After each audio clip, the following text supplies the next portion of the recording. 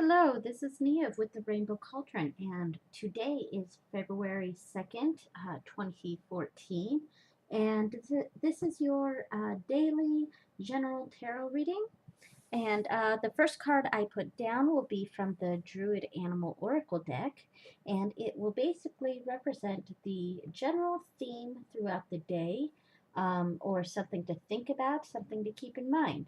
And the four cards surrounding it will represent morning, sunrise, noon, sunset time, and nighttime.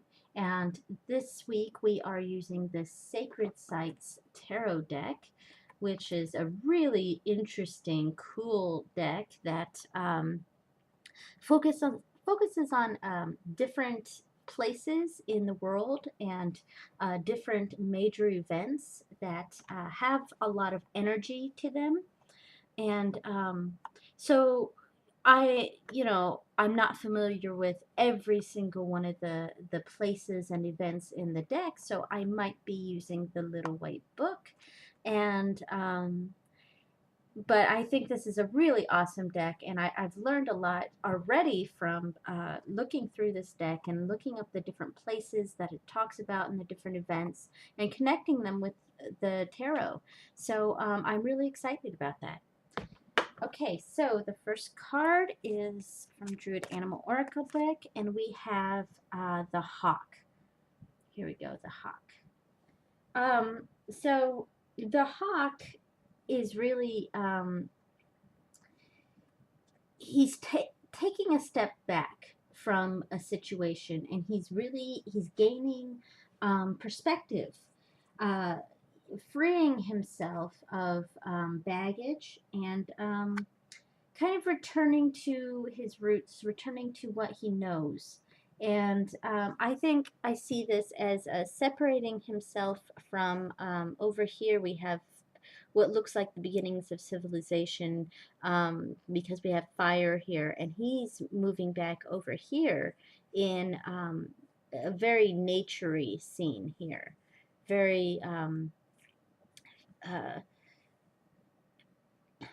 well, green and fertile, and that area, uh, moving back away from whatever this is, the smoke and the fire, taking a step back and really gaining a perspective.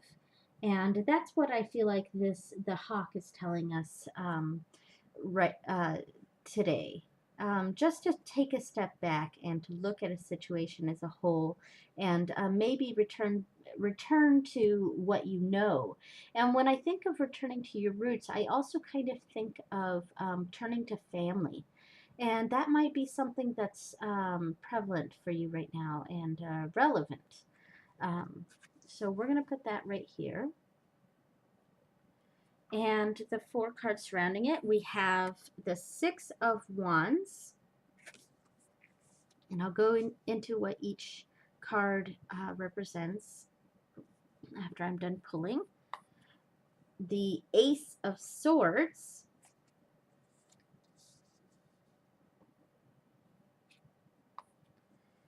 The Five of Swords.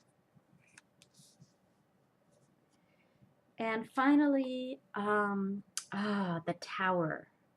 This is probably one of my favorite cards in this specific deck.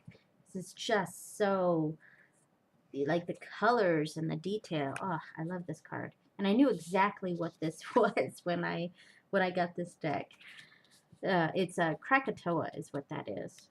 Okay, so starting off with the Six of Wands, and this is Mount Kailash in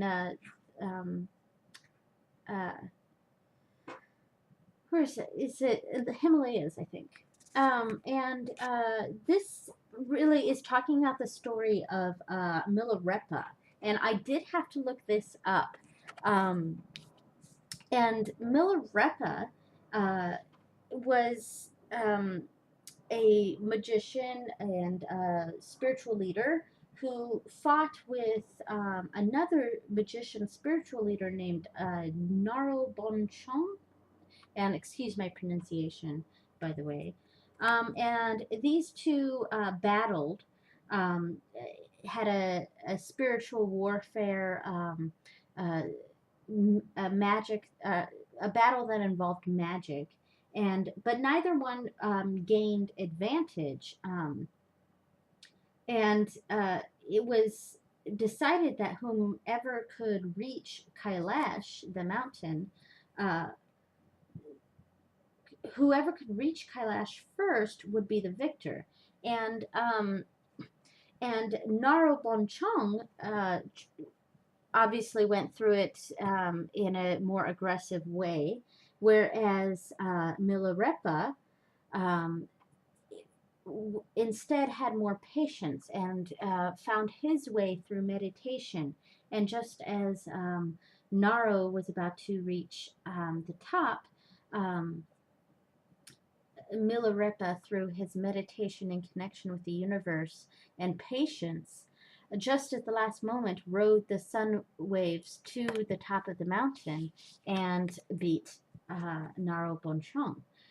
And what I gather from this is, well, the Six of Wands typically has to do with a victory. And here Milarepa is showing that he is victorious. And he's showing he's victorious through patience and meditation instead of aggression and fighting. And his victory is won through thought rather than brawn. And that's what we're seeing here, is we're seeing a victory through words, a victory through patience instead of being aggressive. Okay, and then we move on to the Ace of Swords. And the little white book for this says this is Sagarmatha. And I actually had to look that up before I realized that Sagarmatha is, I, I think, the Sanskrit word, um, or Tibetan, something like that. So a different, from a different language, and it represents and it means Mount Everest. And this is the highest mountain peak in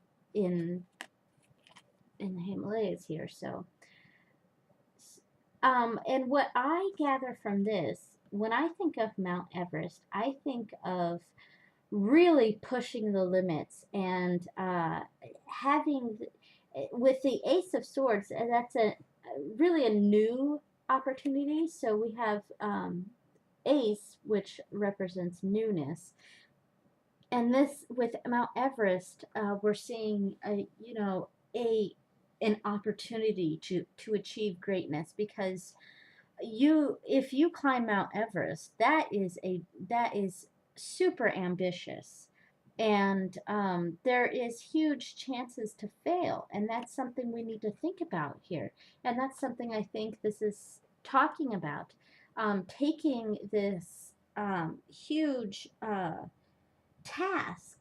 Um, could lead to amazing greatness, but we have a really good chance of failure. And that's something we're kind of seeing later on. So it's something to think about, to choose your risks wisely. And that's what I'm seeing with the Ace of Swords today in this deck. With the Five of Swords, here we have, this is the Cave of Croaken, and that's an Irish, this is an Irish location, and this is in Irish mythology, this is basically the gates of hell, and it's the entrance to the other world. And when I first saw this, I didn't even really notice that this was an entrance here. I was really looking at this huge wall and this explorer who's kind of blocked by this huge wall.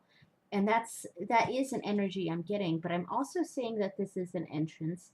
And with this being the entrance to hell, or a dangerous entrance, and you see all these birds flying away from there.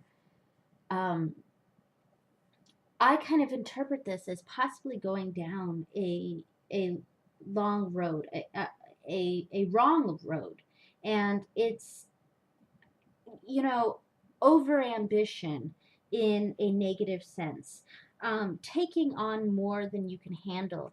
Because if he goes through there, that's a dangerous road, and he could achieve great things, find great things, discover great things, but at what cost? And ambition is a great thing to have, but you also need to have common sense.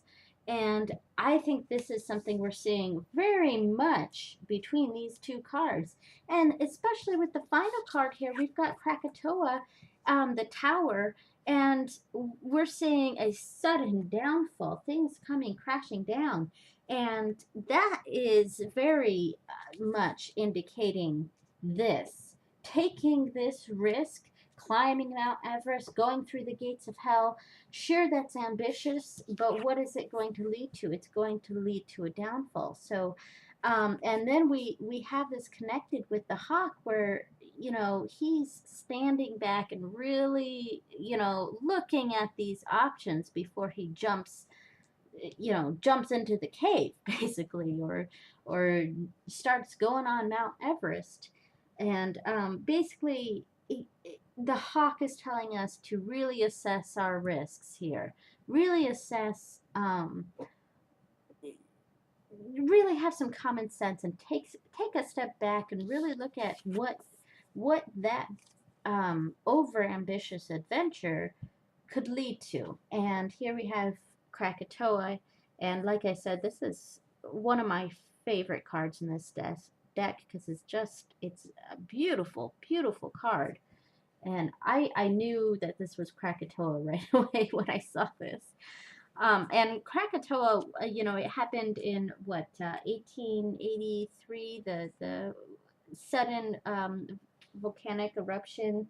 Um, and there was some warning, but it was really a quick hurry up, leave the island um, sort of thing, and then suddenly exploded, and it was just it was shocking to the people who lived there. And so I think that's really talking about this. We start off today in the morning with feeling victorious and winning arguments, or winning something through thought and patience, instead of just going off the deep end, or going with arguing. And then with these two cards, we're really seeing a connection in talking about possible overambition. This is talking about a really a new, very ambitious opportunity, and this is basically a warning about maybe being too ambitious without putting in some common sense. And that's how I see the hawk here, thinking about things, it, logically.